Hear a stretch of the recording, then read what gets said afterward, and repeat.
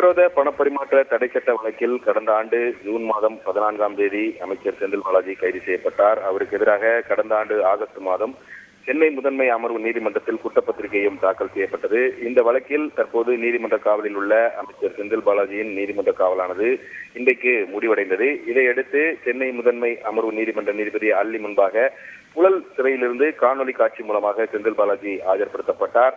அவரது நீதிமன்ற காவலை ஜனவரி 22ஆம் தேதி வரைக்கும் நீதிபதி அல்லி நீட்டித்து உத்தரவிட்டிருக்கிறார். இதன் மூலமாக 15வது முறையாக அவருடைய நீதிமன்ற காவலானது நீட்டிக்கப்பட்டிருக்கிறது. இதற்கிடையில் ஜாமீன் கோரி செந்தில் பாலாஜி தாக்கல் செய்த மனு மீது நாளை தீர்ப்பு வழங்கப்பட உள்ளது என்பது குறிப்பிடத்தக்கது.